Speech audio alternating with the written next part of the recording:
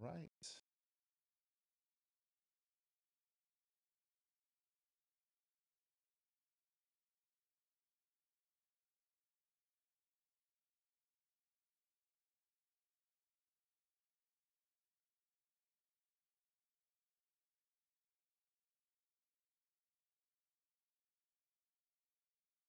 So, good evening, everyone.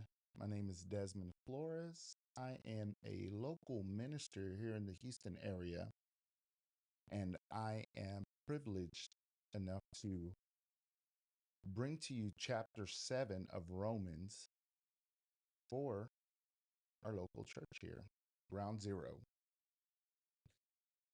So, let's go ahead and get started with this reading here. And just for everyone to know, I'm going to be predominantly using the NLT, although there may be a little bit of the New King James Version in there and also the New American Standard Bible, latest version. Let's go ahead and get started. Okay, so we're going to start off with chapter 7, verse 1, and we're pretty much going to go through the whole entire chapter. Now, I broke it up into three different sections. It's going to be 1 through 6, it's going to be 7 through 13, and then the rest. So before we get started, it's important for us to kind of have an idea of who's speaking here in the author, as far as who the author is and who's speaking to him, who he is speaking to. So essentially, this is Paul, and he's speaking to his brothers and sisters who know about the law. And so we start off by saying, Paul starts off by going over it by saying, "Now, dear brothers and sisters, you who are familiar in the law, don't you know?" Give me 1 second.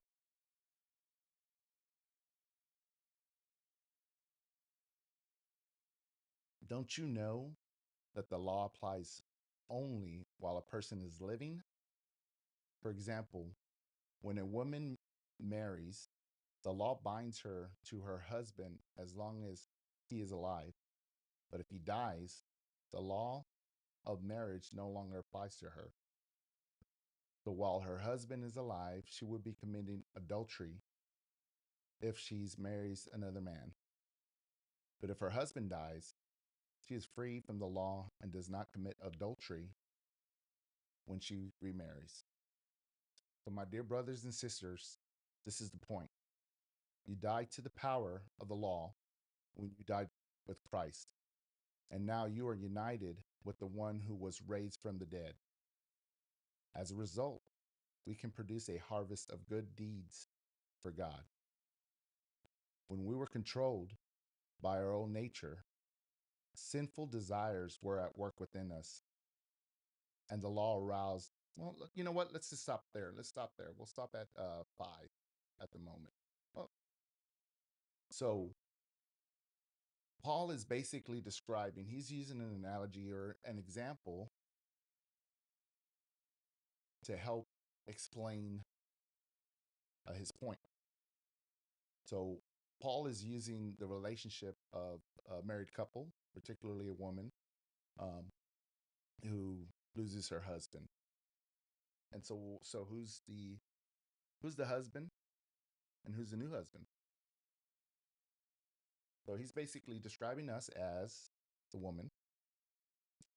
Um, sin is going to be or sin or the law with sin is going to be considered the old husband, the dead husband, and then those who are living with Christ will be considered the new husband.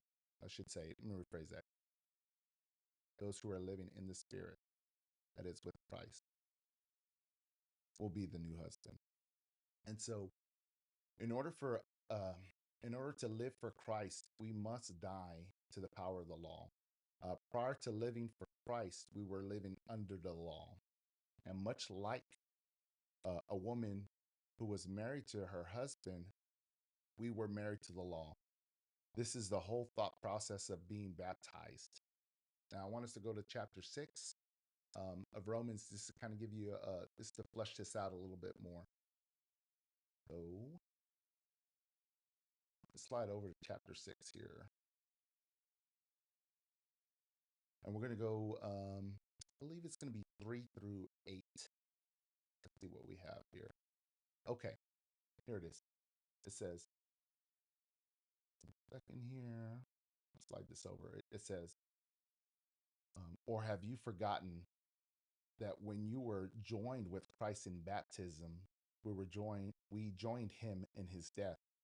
For we died and we were buried with Christ by baptism. And just as Christ was raised from the dead by the glorious power of the Father, now we also may live in new life. Since we have been united with him in his death, we will also be raised to life as he was.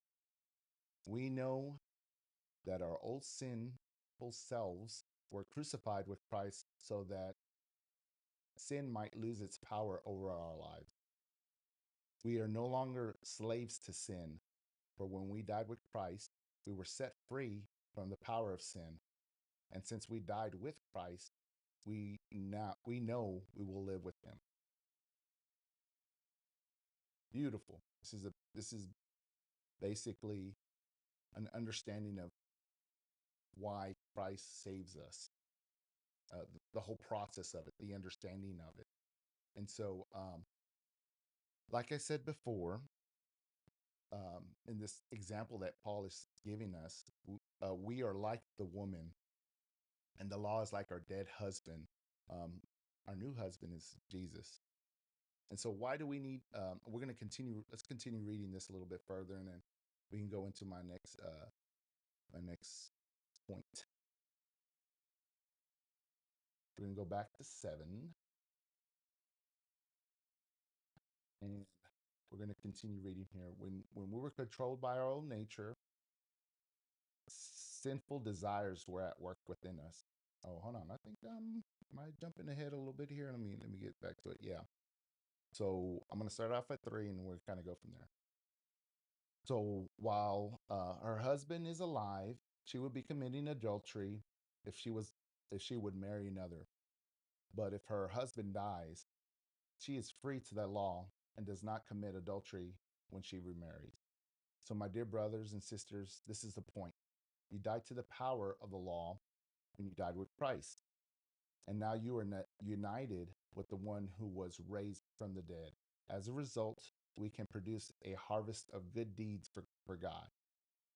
When we were controlled by our own nature, sinful desires were at work within us. And the law aroused these evil desires that produced a harvest of sinful deeds, resulting in death.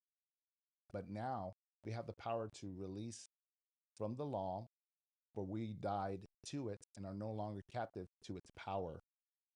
Now we can serve God, not in the old ways of obeying the letter of the law, but in the new way of living in the Spirit.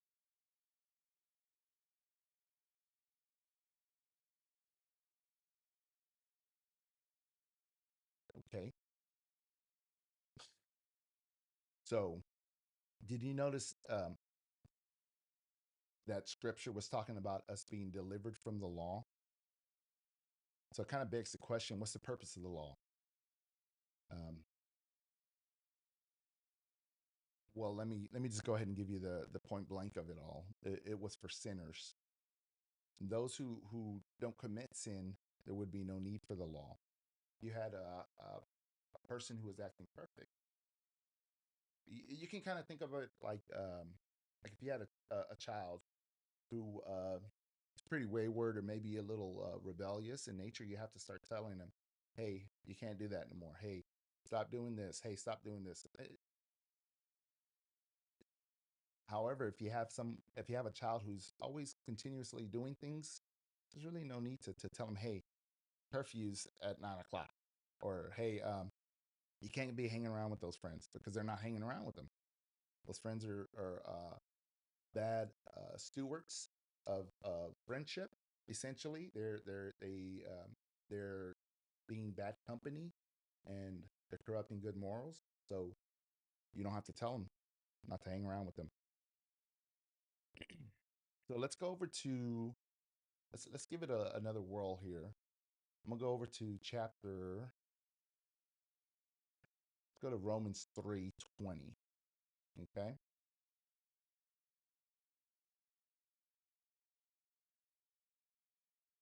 Hopefully, this should help us understand a bit more. Verse 20 says, "For no one can ever be made right with God by doing what the law commands. The law simply shows us how sinful we are."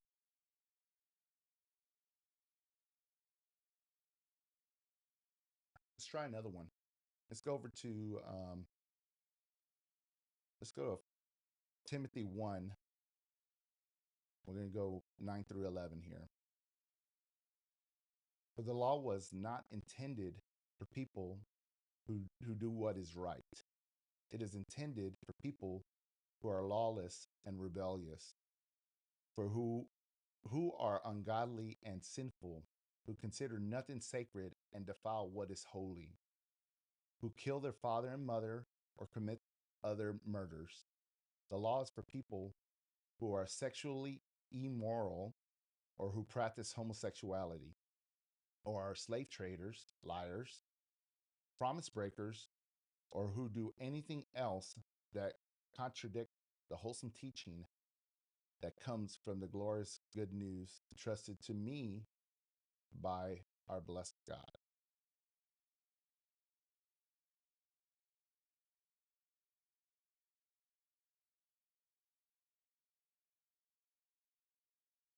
So, what does the law do? The law shows us that we're sinful um, by putting that rule in place. It condemns me when I break it. Um, but being that we are now under Christ, we're able to serve Him. We are not under the old way of obeying the letter of the law, but we're living in the new spirit. We're living in the spirit. What does that mean to be living in the spirit? Being led by the spirit. When you're born again, I'll give you an example for me on how I see it personally in my experiences with life living with Christ. He gives me the intuition or the urge to want to do the things that are good, and it urges me to do the things that are right. And so, as we continue going over, you're going to see that Paul struggles with this as well. And this doesn't mean that you won't struggle um, wanting to do sinful things, but you are purposefully, but you have a new found wantingness to do the right thing. Um, so let's see here.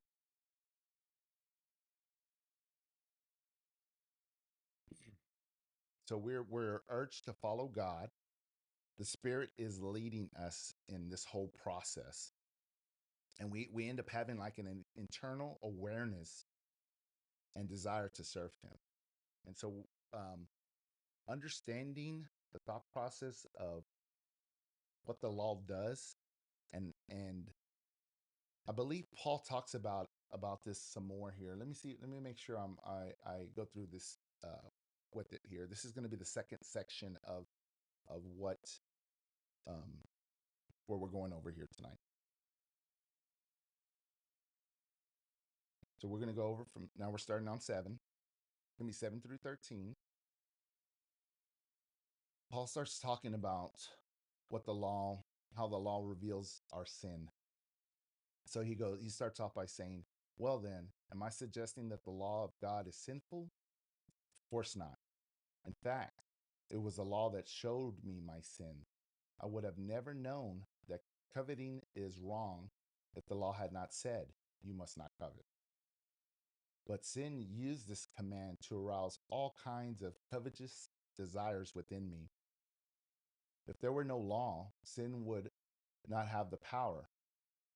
At one time, I lived without understanding the law, but when I learned that the commandment not to covet, for instance, the power of sin came to life and I died. So I discovered that the law's commands, which were supposed to bring life, brought spiritual death. And I like that thought process, spiritual death. Sin took advantage of those commands and deceived me. It used the commands to kill me, but still, the law itself is holy, and its commandments are holy and right and good. But how can that be? Did the law, which is good, cause my death? Of course not. Sin used what was good to bring about my condemnation to death. But we can see how terrible sin really is. It uses God's good commands for its own evil purposes.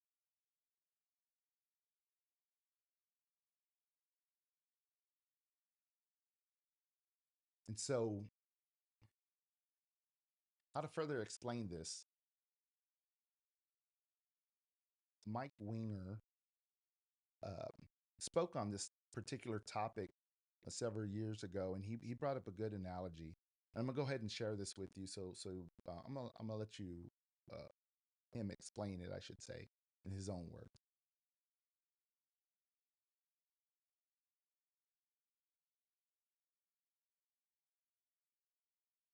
But something bad happens when the law meets my sin nature. And you can see this in real life. Because what happens when people meet wet paint signs?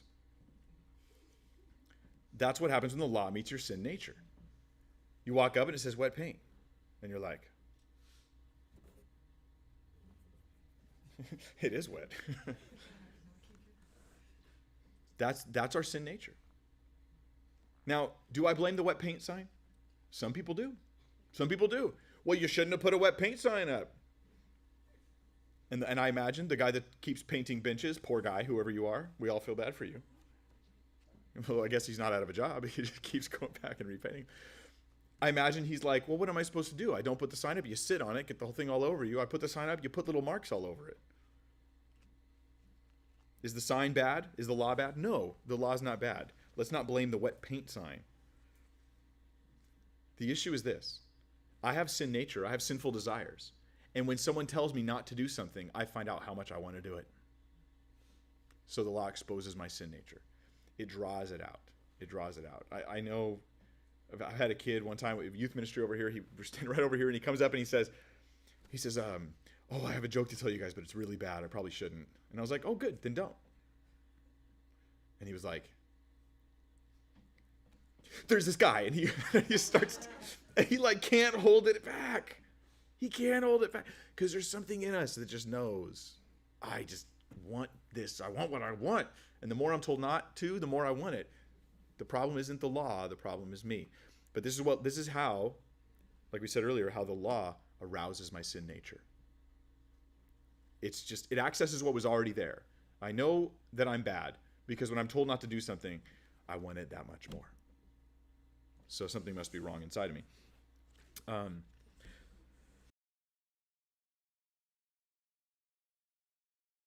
Okay, I hope everyone was able to hear that. Um, if you weren't able to hear that, then my apologies. I think the it'll be a work in progress, but I really do hope that you were able to hear that. The so the particular understanding of it is that much like the sign that shows, hey, wet paint, we we end up wanting to do it that much more. It's kind of like if I told you, hey, don't read this, don't look at this light, you're gonna initially want to look at it, you know. Don't say what. What? We end up wanting to do these things, and Paul goes into a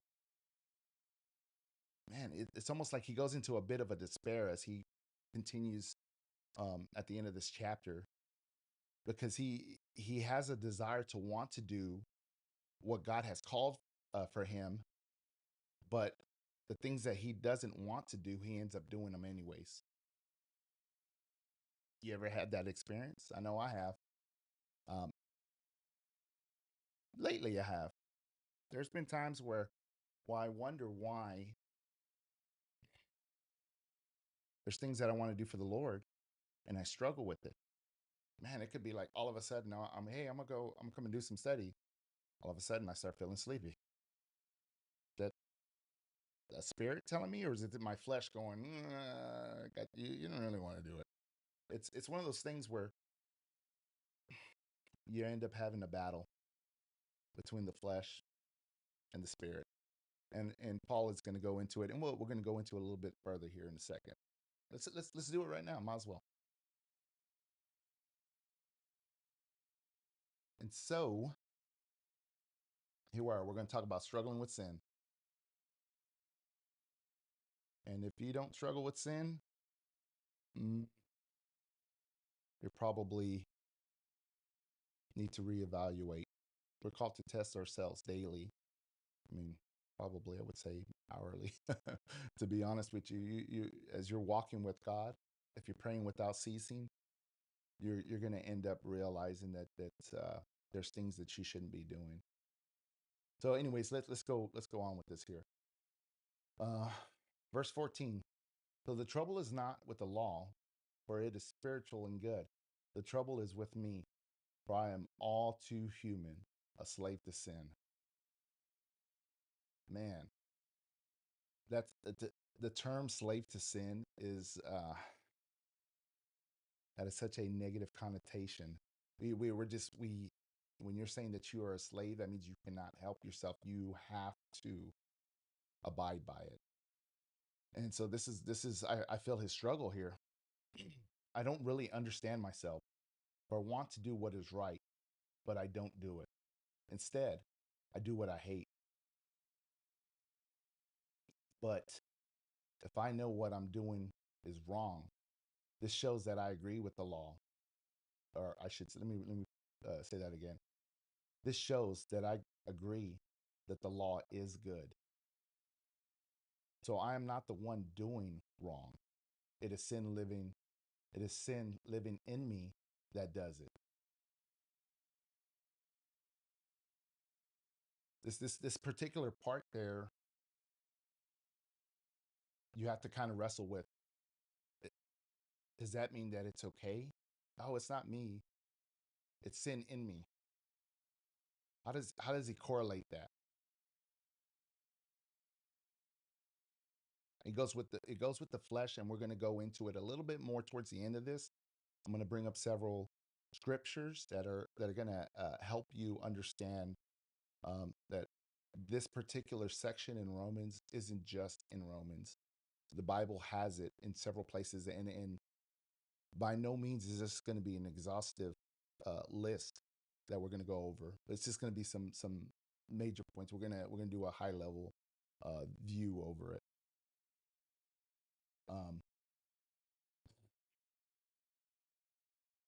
So he goes on by saying, but if I know that what I'm doing is wrong, this shows that I agree with the law, that it is good. So I'm not the one doing wrong. It is sin living in me that does it. And I know that nothing good lives in me, that is my sinful nature. And I want you to also know that the section here where it says sinful nature, some scriptures or some versions mention it as the flesh as well. I want to do what is right, but I can't. I want to do what is good, but I don't. I don't want to do what is wrong, but I do it anyways. But if I do what I don't want to do, I'm not really the one doing wrong. It is sin living in me that does it. That's a whole mouthful. That sounds like he's going around in circles, and we're just trying to keep up. Like what do you can't do what's wrong? You're going left, right, right. Which way are you going? I'm sure that's how he felt. He he's trying to wrestle with it, and he's getting hit from all sides. So he doesn't know he's it's like he's helpless. Hence, he's like a slave to it. So he goes on by saying, I have discovered this principle of life. When I want to do what is right, I inevitably do what is wrong. I love God's law with all my heart, but there is another power within me that is at war with my mind. This power makes me a slave to sin that is still within me. Oh, what a miserable person I am.